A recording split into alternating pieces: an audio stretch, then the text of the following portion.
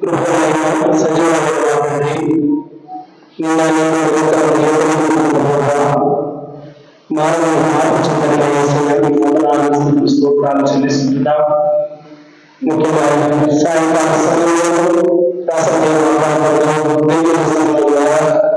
నేను ఆరాధించడానికి మొదలుగా మీరు మమ్మల్ని సమర్పించినప్పుడు నీ మమ్మల్ని స్తోత్రాలు చూసి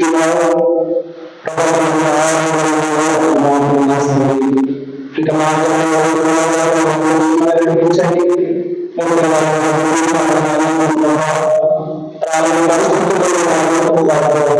జ్ఞాపకం చేసుకోండి చూపించమని ప్రార్థిస్తున్నాను. మీరు సహాయం చేయండి. వచ్చిన మమ్మల్ని జ్ఞాపకం చేసుకోండి.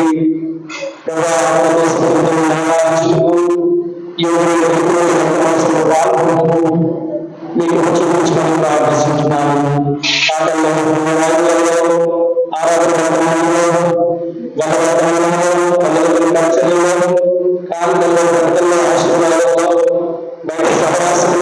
సహాయాన్ని కోరుకుంటూ వస్తున్నాను.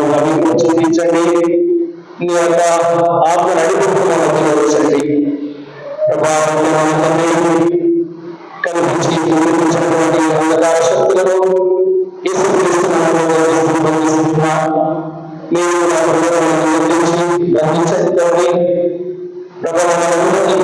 బంధించండి. ప్రభావాన్ని జ్ఞాపకం చేస్తుంది. జ్ఞాపకం చేసుకుని మీరు ప్రార్థిస్తున్నారు. నమ్మకమైన దేవుడు, చాలిన దేవుడు, నిన్న నేను నిరంతరం ఏమిటో దేవుడు వారిని మార్పు చెందని మా దేవుడు. ఈనాడు మమ్మల్ని తీసుకొచ్చి నీ దగ్గర ఆరోగ్యాన్ని నడిపించడానికి మమ్మల్ని చెల్లించుకుంటూ కొన్ని కారణాలు సభ్యులకి ప్రార్థించుకోవడం మా సమస్తమైన నష్టాలు ఖర్చుకోలేదు. తండ్రి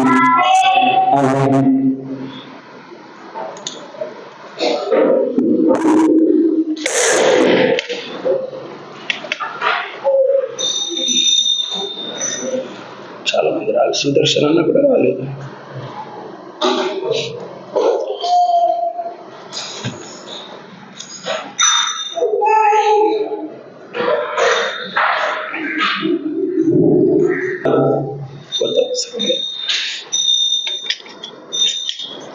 నీరు విశ్వాసతమా ప్రభు యేసు అంతరిక్షము నదిగమించేను. నీరు విశ్వాసతమా ప్రభు అంతరిక్షము నదిగమించేను. నిన్ను ప్రేమించి నీ ఆశలను అనుసారించు మనుదానికి నిన్ను ప్రేమించి నీ ఆశలను అనుసారించు మనుదానికి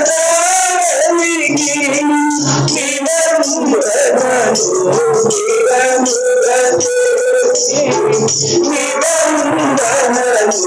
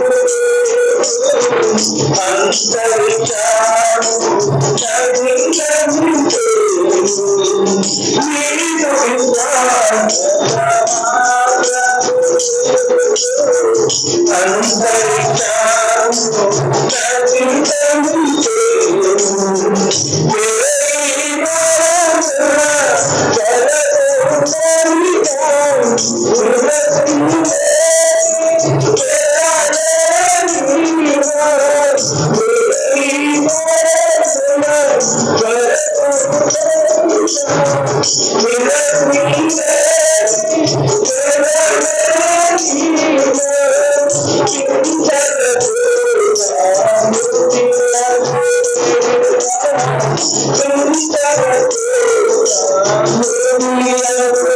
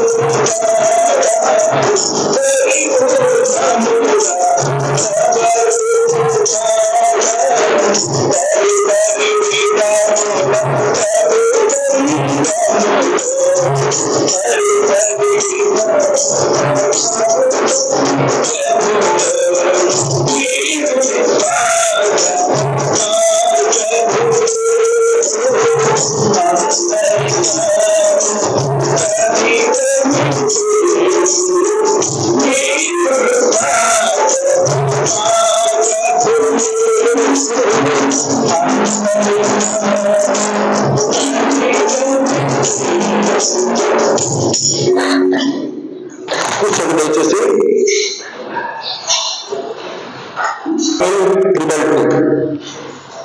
231 కొత్త దాంట్లో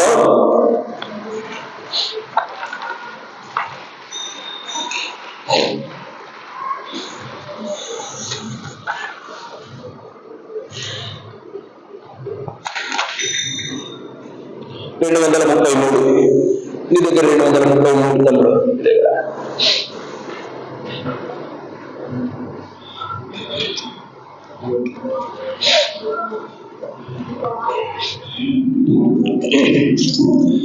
జై జై యేసురాజా, జై జై రాజా విరాజా, నీవే జై రాజా విరాజా, నీవే జై జై.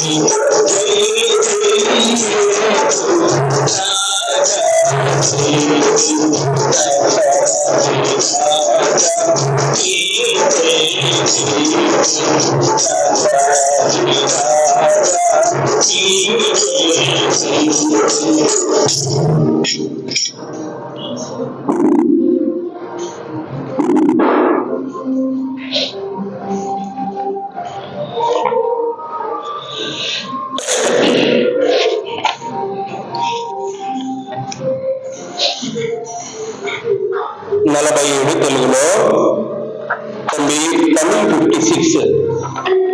47 తెలుగులో, తమిళ్ 56.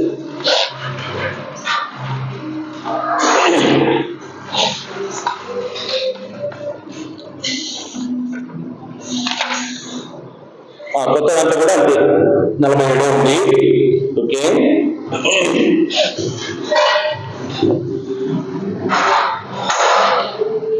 మొదటి 2 చరణాలు ఆఖరి చరణం మాత్రమే పాడుకుంటాం. 1, 2, 5, 1, 2 and 5 లాస్ట్ పాడుకుంటా.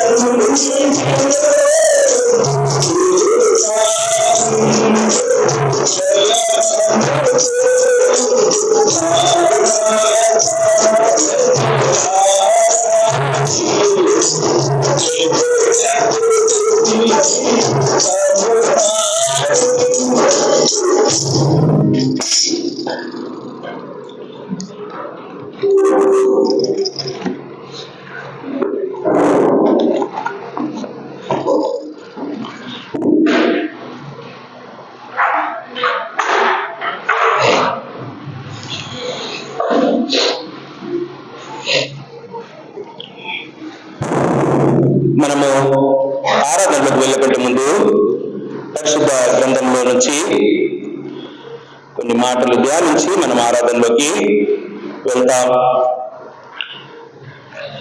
రండి. హెబ్రీలకు రాసిన పత్రిక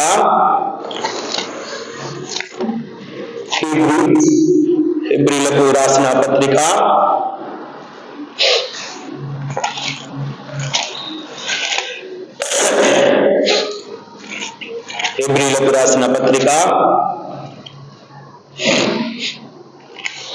2వ అధ్యాయము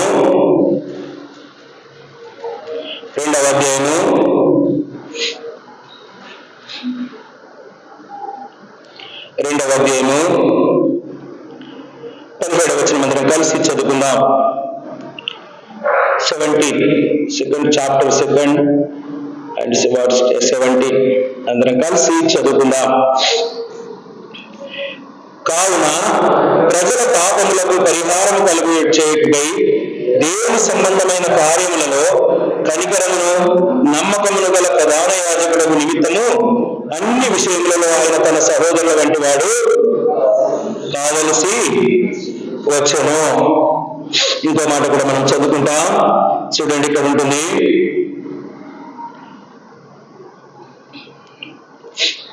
15వ వచనము. తెలుగులో 14, 15 కలిసి ఉన్నాయి. 14 and 15 అందరం కలిసి చదువుకుందాం.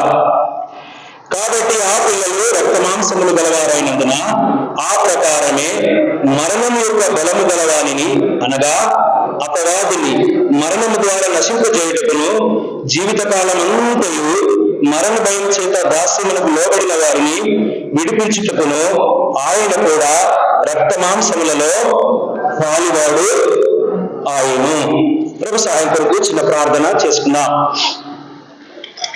ప్రేమగల తండ్రి, కృపగలనైన సజీవుడైన మా ప్రభువా, మీ పాదాలకు మరొకసారి వందనాలు, స్తుతులు, స్తోత్రాలు. ఇంతవరకు పాటల్లో సహాయపడుతూ వచ్చినారు, అందును బట్టి నీకు వందనాలు. పాటల ద్వారా నిన్ను మహిమపరచడానికి, ఘనపరచడానికి మీరు సహాయం చేస్తూ వచ్చినారు. ఇప్పుడు తండ్రి, మీరు మీ యొక్క పరిశుద్ధ లేఖనాలను ధ్యానించి వ్యక్తిగత ఆరాధనకు మీరు మమ్మల్ని సిద్ధపరచండి.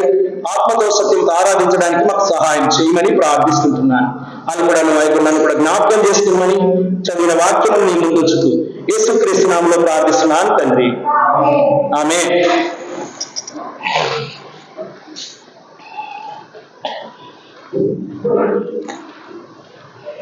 ఇప్పటి వరకు ప్రభువుని మరి మనము పాటల ద్వారా మహిమపరుస్తూ వచ్చినాము. అయితే ఇప్పుడు వ్యక్తిగత ఆరాధనలకు వెళ్ళకంటే ముందు ప్రభువు ఏమై ఉన్నాడు, ప్రభువు మన పట్ల చేసిన కార్యం ఏంటి అని మనం ధ్యానించి మనం ప్రభువుని ఆరాధించడానికి వెళ్తాం. కాబట్టి ఏమంటున్నాడు? కాబట్టి ఆ పిల్లలు, ఏ పిల్లలు? మనమందరము కూడా రక్తమాంసములు గలవారైనందున ఆ ప్రకారమే మరణము యొక్క బలము గలవాని. అంటే ఎవరంట? అనగా అక్కడనే ఉంది, మళ్ళీ దానికి ఆన్సర్ కూడా, అనగా అపవాదిని. అక్కడ ఏమని రాయబడింది కింద పుటంలో? సాతానును. ఏమంది? సాతానును అని కింద పుటంలో రాయబడింది. అక్కడ 3 ఉంది కదా అపవాది దగ్గర, కింద కూడా 3 దానికి అర్థం రాస్తూ వచ్చినారు, అనగా సాతానుని. కాబట్టి మరణము ద్వారా నశింపజేయుటకు కదా, దేని కొరకు?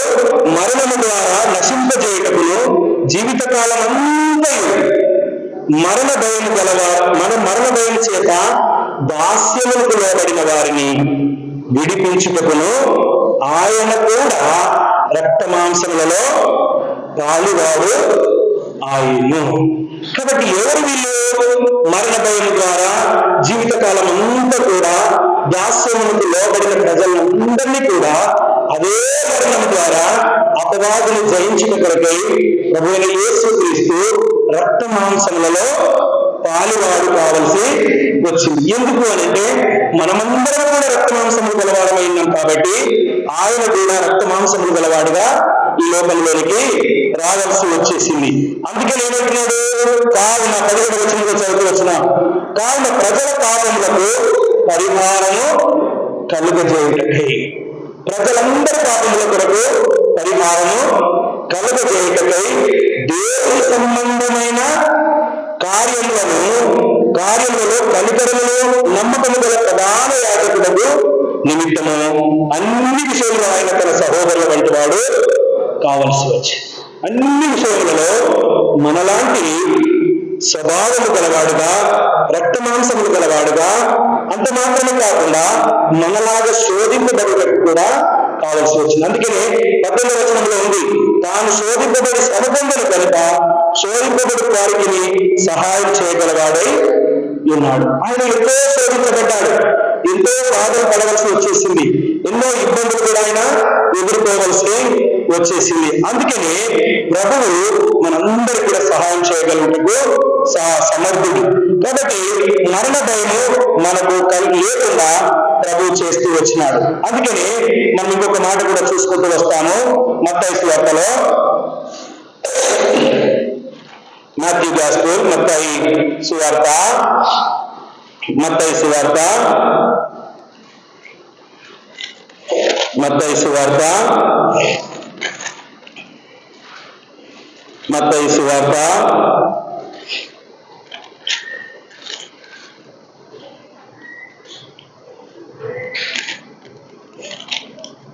25వ అధ్యాయము,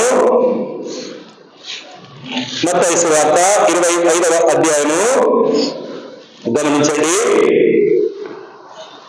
మత్తయి సువార్త 25వ అధ్యాయము ఇక్కడ మనం గమనించినట్లయితే చూడండి, 40వ వచనం ఎవరైనా చదువుతారా? 40వ వచనం. అందుకు రాజు, మిక్కిలి అల్పులైన ఈ నా సహోదరులలో ఒకరికి మీరు చేసినది కనుక నాకు చేసినదని నిశ్చయముగా మీతో చెబుతున్నానని వారితో నేను. నిశ్చయంగా అల్పులైన ఈ సహోదరులకు ఒకరికి మీరు చేసినది కనుక నిశ్చయంగా మీరు నాకును చేసినది అంటే ఇక్కడ ఏం ఏర్పరచబడుతుంది? మానవులకి యేసు ప్రభువుకు ఉన్నటువంటి సంబంధాన్ని ఇక్కడ బయలుపరుస్తూ ఉంటుంది. మనుషులకి యేసుక్రీస్తు ప్రభువుకి అంత సత్సంబంధం ఉంది అన్నమాట, అంత దగ్గరి సంబంధం. ఆయన కూడా మనలో ఒకటిగా ఉండడానికి ఇష్టపడుతూ వచ్చినాడు. కాబట్టి మనుషులతో, మనుషుల సహవాసముతో, మనుషుల ద్వారా ఆయన మహిమ పొందుకోవాలని తన బిడ్డలుగా, అందుకని ఇక్కడ ఏమంటున్నాడు? ఈ అల్పులైన సహోదరులు ఏమైంది? మిక్కిలి అల్పులైన ఈ నా సహోదరులలో ఒకరికి మీరు చేసింది కనుక నాకు చేసిందని నిశ్చయంగా మీతో చెప్పుచున్నానని వారితో నేను. అంటే నిన్ను నన్ను ఎంత ప్రేమించాడో, మరి మనుషుల పట్ల ఆయన ఎంత ప్రేమ కలిగి ఉన్నాడో ఈ యొక్క మాట ద్వారా మనకు అర్థమవుతా ఉంటున్నది. ఎందుకు అంటే అంత ప్రేమించినాడు కాబట్టి ఈ మనుషులందరినీ కూడా నేను సమానమే, వీరికి చేసినప్పుడు మీరు నాకు కూడా చేసినట్లే అని ఈ మాట అక్కడ మనం సందర్భం గమనించినట్లయితే మరి బట్టలు ఇవ్వడము, చర్చాల్లో వెళ్ళి చూడడము, ఇవన్నీ మనము గమనించవచ్చు. కాబట్టి మనుషులను అంతగా ప్రేమించినాడు ఆయన. ప్రతి ఒక్కరు అందుకని మనం ఏం చేద్దాము? యోహాను సువార్త 3:16లో దేవుడు లోకములో ఎంతో ప్రేమించడు కాబట్టి తన అద్వితీయ కుమారుడు పుట్టిన వాడు విశ్వాసం ఉంచేవాడు నశింపక నిత్య జీవం పొందినట్లు ఆయనను అనుగ్రహించింది. కాబట్టి దేవుడు నిన్ను నన్ను మాత్రమే కాకుండా ఈ లోకమంతటి మనుషులను ఎంతగానో ప్రేమించినాడు. కాబట్టి అంతగా ఆయన చెప్పుకుంటూ వస్తుంటున్నాడు, ఈ మనుషులందరికీ మీరు చేస్తే, సహాయం చేస్తే, ఎవరికైతే మీరు సహాయం చేస్తే నాకు కూడా మీరు చేసినట్టే. అంటే అంతగా మనుషులతో సంబంధం కలుపుకోవాలని ఆయనకి ఇష్టం, ఇంతగా మనుషులతో దగ్గరగా ఉండాలని ఆయనకు కోరిక ఉంటున్నది. అందుకనే మనం ఇక్కడ గమనించినట్లయితే మనము చూడండి, రెండవ రాజుల గ్రంథము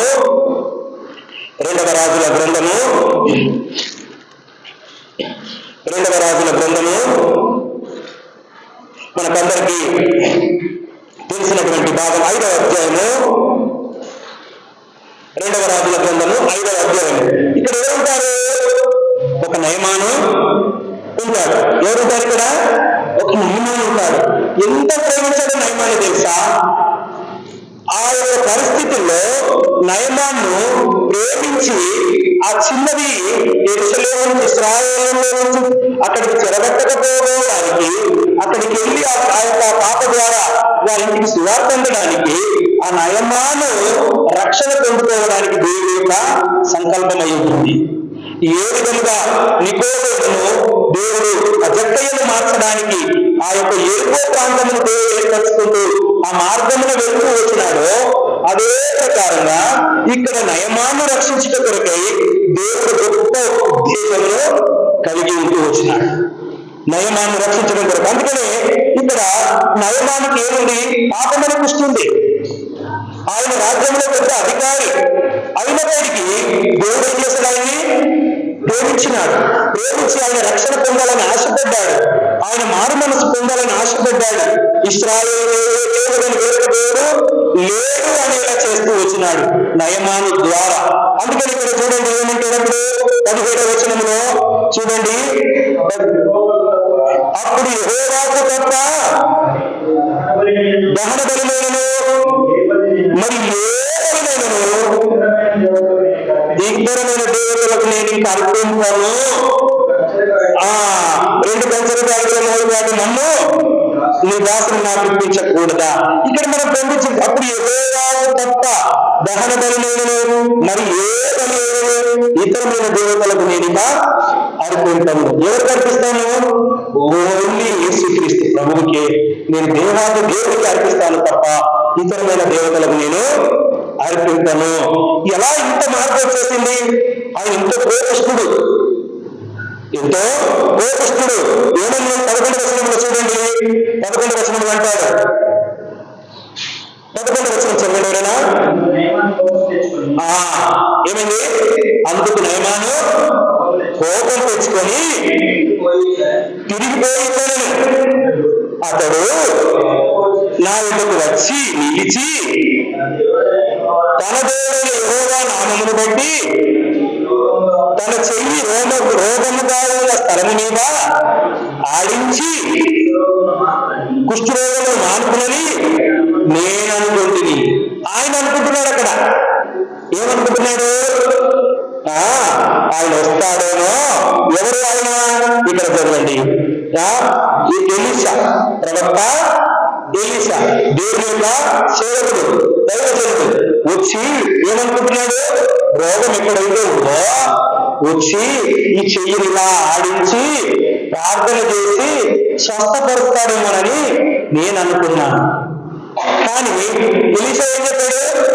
నువ్వు వెళ్ళు, ఇక్కడ నుంచి వెళ్ళి యోర్దాను నదిలో 7 రోజులు మునుగు, అప్పుడు నీకు స్వస్థత కలుగుతుంది కదా. ఎక్కడ అంటున్నాడు చూడండి. నువ్వు మనం గమనించినట్లయితే 10వ వచనం చూడండి. తమ్ముడు, ఎలీషా నీవు యోర్దాను నదికి పోయి 7 మార్లు స్నానం చేయము, నీ ఒళ్ళు మరలా బాగై నీవు శుద్ధులవుడు అని అతనితో చెప్పుటకు ఒక దూతను కేవలం నోటి మాట, దేవుని యొక్క కేవలము నోటి మాట చాలు. చాలా మందిలో ఇదే ఉంటుంది మూఢనమ్మకం. మనల్ని ఇప్పటికి కూడా దేవుని ఎరిగినప్పటికీ ఆయన మా ఇంటికి రావాలి, మా లోపలికి రావాలి, మా మీద చెయ్యి పెట్టి ప్రార్థన చేస్తే మాకు స్వస్థత జరుగుతుంది. కానీ కాదు, అది ఎంత మాత్రము ఆ రకంగానైనా స్వస్థపరచగలడు, ఏ రకంగానైనా దేవుడు స్వస్థపరచగలడు. కేవలమైన కావలసింది మన హృదయంతరంగంలో నుంచి వచ్చే ఘోష, ప్రార్థన, మన లోపల నుంచి వచ్చే యథార్థమైన ప్రార్థన ఆయనకు కావాల్సింది. చెయ్యొచ్చి ఇలా ముట్టి ఇలా ఇలా ఆడించినంత మాత్రాన స్వస్థత అనేది కాదు. అలాగే స్వస్థపరుస్తారు కాదని కాదు, కానీ దాని మీదే మనం నమ్మకం పెట్టుకోకూడదు. ఆ విషయం మీదే మనము నమ్మకం పెట్టు. యేసుక్రీస్తు ప్రభు అనేక సార్లు నోటి మాటతో స్వస్థపరిచాడు, ముక్తి స్వస్థపరిచాడు, ప్రార్థన చేసి స్వస్థపరిచాడు, అనేక రకరకాలుగా ఉంటాయి. కానీ మనం అదే పనిగా ఈయన ఇలా చేస్తేనే నాకు స్వస్థత కలుగుతుందని మనము ఏమిగా సొంతగా మనం ఒక నిర్ణయానికి రాకూడదు. అవకాశం ఉన్న తీరు ప్రభువు మనల్ని స్వస్థపరుస్తూ వస్తాడు. ఇప్పుడు ఎక్కడో ఉన్నాము, అక్కడికి వెళ్ళే స్థితి లేదు, మా ఆయన ఇక్కడికి వచ్చే స్థితి లేదు, అంత మాత్రాన ఆయన్ని మనం ఇక్కడ ప్రార్థన చేస్తే దేవుడు స్వస్థపరచడా? కంపల్సరీ స్వస్థపరుస్తాడు. ఆయన పేరుతో ఆయన గురించి మనం అందరం మొరపెట్టినప్పుడు ప్రభు ఏం చేస్తాడు? కార్యం చేస్తాడు. నూతన నిబంధనలో ఎన్నో ఉన్నవి. యేసు ప్రభు దగ్గరికి తీసుకొచ్చారు. అయ్యా, నా దాసుడు స్వస్థపరచాలని ఉంది, నా కుమారుడు చనిపోయే స్థితిలో ఉన్నాడు, నా కుమార్తె చనిపోయే స్థితిలో ఉంది, వచ్చి ప్రార్థన చెయ్యాలని పిలిచినప్పుడు యేసు ప్రభు ఇక్కడే ప్రార్థన చేస్తూ వచ్చినాడు, అక్కడే స్వస్థత జరుగుతూ వచ్చేసింది. కాబట్టి ఏది మీద కూడా మనము మూఢనమ్మకం లాగా పెట్టుకోకుండా మనం కేవలం యేసుక్రీస్తు ప్రభు వైపే చూడాలి. అయితే ఇక్కడ నయమాన్ ఏమనుకున్నాడు? ఆయన వస్తాడేమో, నా దగ్గరకు వచ్చి నిల్చుంటాడేమో, ఆయన చెయ్యి నా రోగం మీద ఆడిస్తాడేమో, అప్పుడు నేను స్వస్థత పొందుకుంటానని ఆయన అనుకుంటున్నాడు. అయితే కేవలం యేసు ఏం చెప్పాడు? నీవు వెళ్ళి యోర్దాను నదిలో 7 మార్లు మునుగుము, అప్పుడు నీకు స్వస్థత కలుగుతుంది. కాబట్టి దేవుడు ఏ విధమునైనా కూడా నిన్ను నన్ను స్వస్థపరచగలడు. ఇప్పుడు నయమానికి 7 మార్లు మునగడం వల్ల స్వస్థత దొరికింది. మరి నీకు నాకు మరణ భయం గల వారిని రక్షించుట కొరకై ఆయన కూడా మరణము ద్వారా దాన్ని జయించి మనలకి మరణ భయం నుంచి విడిపించడానికి ప్రభువైన యేసుక్రీస్తు వచ్చినాడు. కాబట్టి ఇప్పుడు నీకు నాకు ఏ విధంగా రక్షణ దొరికింది? యేసుక్రీస్తు ప్రభు యొక్క మరణము ద్వారా, యేసుక్రీస్తు ప్రభు యొక్క శిలువ కార్యము ద్వారా, ఆయన రక్తం కార్చడం ద్వారా సంపూర్ణమైన స్వస్థత నీకు నాకు దొరుకుతూ వచ్చేసింది. అందుకని ఇక్కడ ఈ నయమాను స్వస్థత పొందుకొని అప్పుడు యెహోవాకు తప్ప దహన బలినైనను మరి ఏ బలినైనను ఇతరమైన దేవతలకు నేను ఇక అర్పించను. మన 18వ వచనంలో ఏమంటారు చూడండి, ఒక మాట బాగుంది. నా యజమానుడు మృతులకు రిమ్మోను గుడిలోకి వచ్చి నా చేతి మీద ఆనుకున్నప్పుడు నేను రిమ్మోను గుడిలో నమస్కారం చేసినలా రిమ్మోను గుడిలో నేను నమస్కారం చేసిన సంగతిని గురించి యెహోవా నీ దాసుడైన నన్ను క్షమించుగాకని నయమాను చెప్పగా, రాజుకు భయపడతామంటున్నాడు. ఒకవేళ రాజుతో నా రిమ్మోను గుడిలోకి వెళ్తే ఆయన నా చెయ్యి మీద ఆనుకుంటాడే, ఆయన మోకరిస్తాడే, దాన్ని మొక్కుతాడే, అప్పుడు నేను ఆయనతో పాటు అందవలసి వస్తుంది. ఒకవేళ దాన్ని నీవు క్షమించును గాక. దేవుడు ఎంత ప్రేమిస్తున్నాడు అప్పటి నుంచి, తనకు స్వస్థత దొరికినప్పటి నుంచి ప్రభువుని ఎంతగా ప్రేమిస్తున్నాడంటే చూడండి, ఇంకొక మాట కూడా ఉంటుంది. 19వ వచనంలో కూడా ఉంటుంది. 19వ వచనంలో ఎలీషా నెమ్మది కలిగి పొమ్మని అతనికి సెలవిచ్చను. అతడు ఎలీషా యొద్ద నుండి వెళ్ళి కొంత దూరము సాగిపోయాను. ఇక్కడ గమనించినట్లయితే అతను వెళ్ళిపోతూ వచ్చినాడు ఆ యొక్క ఎలీషా దగ్గర నుంచి. జరిగిన సంఘటన ఇంకా మిగతాయి ఆ గిహాజ్ గురించి అక్కడ ఉంటూ వస్తుంటుంది. కానీ ఇక్కడ నయమాను దేవుని ద్వారా స్వస్థత పొందుకుంటూ వచ్చినట్లుగా మనం ఇక్కడ చూస్తూ ఉంటాము. అందుకని ఇంకొక మాట కూడా మనం చూసుకుంటాం చూడండి. యెహెజ్కేలు గ్రంథము రండి. యెహెజ్కేలు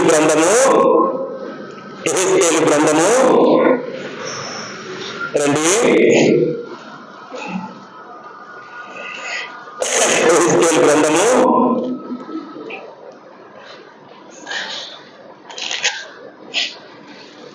18వ అధ్యాయము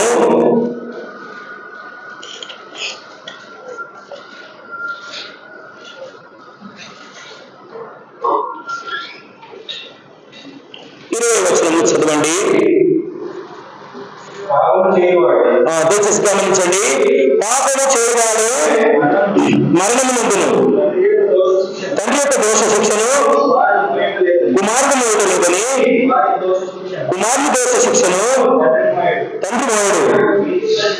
నీతి పరులు నీతి ఆ నీతి పరులకే చెందును, దుష్టుని దుష్టత్వము ఆ దుష్టునికే చెందును. 23వ వచనం. దుష్టుని మరణంతో చేత నాకేమాత్రమైన సంతోషం కలిగిన వారు తమ ప్రవర్తనను దిద్దుకొని బ్రతుకుడే నాకు సంతోషము. ఇదే ప్రభువు యెహోవా. 32 కూడా మరణము నందువాడు మరణము నందుకొని బట్టి నేను సంతోషించేవాడను కాను. కావున మీరు మనసు త్రిప్పుకొనుడి, అప్పుడు మీరు బ్రతుకుదురు. ఇదే ప్రభువు యెహోవా వాక్కు. కాబట్టి ఎవ్వరు కూడా నశించి నరకానికి వెళ్ళడం ఆయనకు ఇష్టం లేదు. దుష్టుడైన పాపాత్ముడైన ఎటువంటి వారి పరిస్థితుల్లో ఉన్నప్పటికీ కూడా నశించి ప్రభువుకి నరకానికి వెళ్ళడం ఎంత మాత్రమే కూడా ఇష్టం లేదు. ఆయనకు సంతోషం లేదు. ఏ ఒక్కరు కూడా నరకానికి వెళ్తున్నట్టు ఆయన ఎంతో దుఃఖము, ఆయనకి ఎంతో బాధ. కాబట్టి ఆయన ఏమంటున్నాడంటే, మరణము నందువాడు మరణము నందుకున్నట్టు నేను సంతోషించేవాడను కాను. కాబట్టి ఏ ఒక్కరు కూడా నశించకూడదు ఆయన ఒకటి, అందరూ బ్రతకాలి యేసుక్రీస్తు ప్రభువు ద్వారా. అందుకనే నయమాను దగ్గరికి ఆయన మరణము నుండి నశించుట దేవునికి ఎంత మాత్రము కూడా ఇష్టం లేదు. అందుకని ఏమంటున్నాడు లూకాసు వార్త 19:10, నశించిన దాన్ని వెతికి రక్షించుటకు మనుష్య కుమారుడు ఈ లోకంలోనికి వచ్చాడు. కాబట్టి నశించబోయే నయమాన్ని రక్షించుట కొరకై యేసుక్రీస్తు ప్రభువు ఆ పాపను ఆయన దగ్గరికి పంపించాడు, సువార్త అందించాడు. ఎలీషా ద్వారా ఆయనకి స్వస్థతను అనుగ్రహిస్తూ వచ్చినాడు. ఎలీషా ఏమీ చేయలేదు అక్కడ, కేవలం ఆయన నోటి దూరంగా వాడబడి అక్కడ మునుగుమంటే నయమానికి స్వస్థత దొరుకుతూ వచ్చేసింది. కాబట్టి అంటున్నాడు, ఎవరి తప్ప వాళ్ళే శిక్షిస్తుంది. తండ్రిది కుమారుడికి లేదు, కుమారుడిది తండ్రికి లేదు. ఎవరి దుష్టత్వమును బట్టి వాడే నరకానికి వెళ్తాడు. కాబట్టి ఆ దుష్టత్వము నుంచి నీవు నేను తప్పించబడాలంటే రక్షణ అనేది అందుకే ఏమంటాము, వ్యక్తిగతమైనది. తల్లికి కొడుకు చెందదు, కొడుకుని తల్లికి చెందదు. తండ్రిని కొడుకు చెందదు, కొడుకుని తండ్రికి చెందదు. ఎవడు రక్షించబడతాడో వాడే పరలోకానికి వెళ్తాడు, ఎవడు రక్షించబడలేదు వాడు నరకానికి వెళ్తాడు. అందుకని అంటున్నాడు, ఎవరికి వారికే చెందుతుంది. దుష్టుని దుష్టత్వము ఆ దుష్టునికే చెందు. కాబట్టి దేవుని బిడ్డలమైన మనము దుష్టులముగా, అనీతిమంతులముగా, పాపులముగా, నయమాను వలె నీవు నేను ఉన్నప్పటికీ కూడా దేవుడు యేసుక్రీస్తు దేవుడు ఆ పాపను ఏ విధంగా నయమాన దగ్గరికి పంపిస్తూ వచ్చినాడో నిన్ను నీ దగ్గరికి నా దగ్గరికి కూడా యేసు దేవుడు అనేకులను పంపించి తన మాటను వినిపించి మనల్ని రక్షించబడేలా చేస్తూ వచ్చినాడు, మనల్ని బ్రతికించేలా చేస్తూ వచ్చినాడు. అందుకని ఇక్కడ ఏమంటున్నాడు, ఇక్కడ 23వ వచనంలో, దుష్టులు మరణం నందుకు చేత నాకేమాత్రమైన సంతోషము కలుగున వారు తమ ప్రవర్తనను దిద్దుకొని బ్రతుకుతాయే నాకు సంతోషం.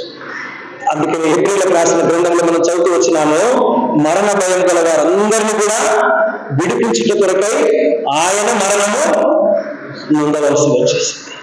అపవాదిని మరణము ద్వారా జయించుట కొరకు యేసుక్రీస్తు ప్రభు రక్తమాంసములు గలవాడుగా ఈ లోకంలోనికి నీ కొరకు నా కొరకు రావాల్సి వచ్చేసింది. అందుకని హెబ్రీయులకు రాసిన పత్రికలో ఇంకో మాట చూసుకుంటామనండి. హెబ్రీయులకు రాసిన పత్రిక హెబ్రీయులకు రాసిన పత్రిక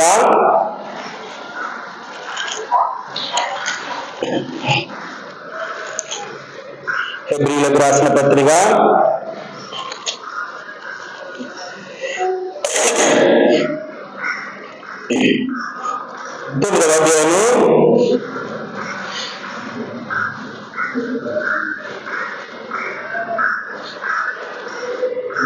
9వ అధ్యాయము చూడండి, ఇక్కడ ఒక మాట ఉంటుంది. 13వ వచనం చదవగలుగుతారా? ఏలయనగా మేకల యొక్క రక్తమును మైలపడిన వారి మీద ఆవుకూర బూడిద చెల్లుటూ శరీర శుద్ధి కలిగినట్లు వారిని పరిశుద్ధపరిచిన కదా. ఇది చాలా జాగ్రత్తగా, నిత్యుడు ఆత్మ ద్వారా తను తాను దేవునికి నిర్దోషుడిగా అర్పించుకొనిన క్రీస్తు యొక్క రక్తము నిర్జీవ క్రియలను విడిచి జీవము గల దేవుని సేవించుటకు మీ మనస్సాక్షిని ఎంతో ఎక్కువగా శుద్ధి చేయును. కాబట్టి మన మనస్సాక్షిని శుద్ధి చేయాలి. మన యొక్క మరణ భయం నుంచి విడుదల కలిగించడం మాత్రమే కాదు, మన మనస్సాక్షి శుద్ధి కావాలంటే దానికి ఏం కావాలి? ప్రభువైన యేసుక్రీస్తు యొక్క రక్తము కావాలి. కాబట్టి ఆయన రక్తం చిందించడం ద్వారానే, తను తాను అర్పించుకోవడం ద్వారానే నీకు నాకు శుద్ధి దొరికింది, స్వస్థత కలుగుతూ వచ్చేసింది. ఈ లోక సంబంధమైనవి ఏవి బలి అర్పించినా కూడా దాని ద్వారా మనకు శుద్ధి అనేది జరగదు. ఒక కేవలం యేసుక్రీస్తు ప్రభు యొక్క రక్తము ద్వారానే నీకు నాకు సంపూర్ణమైనటువంటి శుద్ధి దొరుకుతూ ఉంటుంది.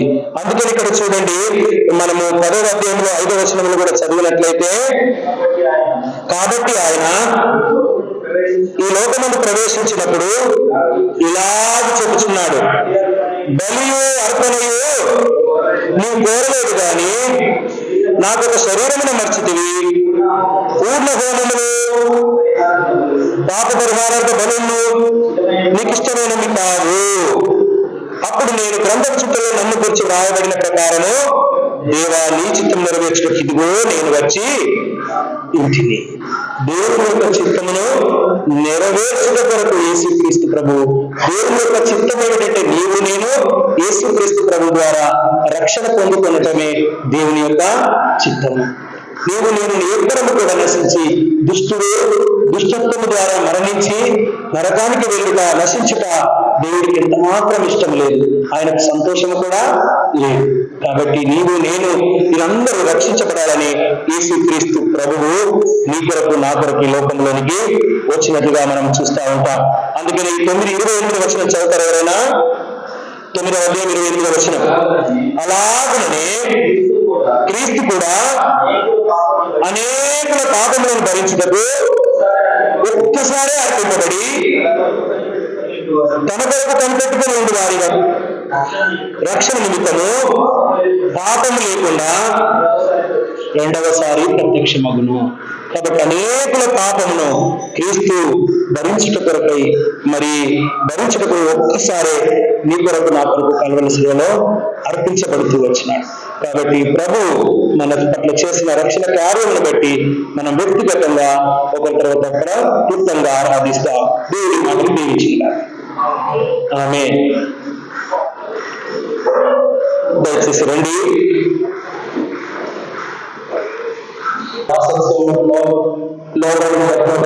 నేను బ్రతుకుతున్నటువంటి దినాలు నా జీవితంలో నిజమైన దేవుడు దినాలు వచ్చినాయి. నశించి నరకానికి వెళ్ళాల్సినటువంటి వాడిని అయినప్పటికీ తండ్రి నయమాన్ని దర్శించి ప్రభావం ప్రశస్తమైన రక్తం ద్వారా నాకు స్వస్థత ఇచ్చినందుకై నీకు వందనాలు స్తోత్రాలు చెల్లించుకుంటూ వస్తున్నాను. ప్రభావ ముఖ్యంగా ఈ లోక సంబంధమైన వాటిని ప్రభావం బరువు అదే నాకు మోక్షం ఇచ్చినది నేను నమ్ముతూ వచ్చినటువంటి కానీ అటువంటి పరిస్థితుల్లో నుంచి ప్రభావం వందనాలు. ప్రభావం అలా ఈ మరణం ద్వారా నన్ను పొడిచి ఉన్నటువంటి నన్ను నరకాలను తీసుకెళ్ళినటువంటి అపవాదులు, ఆ మరణమును సాతాను మరణం ద్వారా వెనుక తీసుకెళ్తూ నీ వందనాలు స్తోత్రాలు చెల్లించుకుంటున్నాను. ప్రభావాన్ని వెతికి రక్షించడంలో ఇచ్చినందుకు వందనాలు.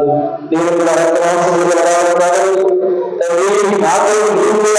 సర్వ సృష్టికర్త తన నీరు కూడా రక్తమాంసములు కలవాలని నేను ఇలాంటి చదువుకుంటాను. నాకంటే విగ్రహాన్ని శోధించబడినందుకు వందనాలు. నాకు సహాయకులుగా సూచిస్తూ వస్తున్నాను. నమ్మకంలో నా పాపములను మీరు పరిహారం చేసినందుకు వందనాలు. ప్రాయశ్చిత్తం చేసినందుకు వందనాలు. ప్రభావాన్ని సందేశించి ప్రభావాన్ని మీ విగ్రహాన్ని సొంతగా చేసుకున్నందుకు వందనాలు స్తోత్రాలు చెల్లించుకుంటున్నాను. అంత మాత్రమే కాదు ప్రభావం నా జీవిత యాత్రలో చాలా కాపాడు రక్షిస్తూ వస్తున్నటువంటి వందనాలు. నా పట్ల సంఘం వల్ల చేస్తూ వస్తున్నప్పటి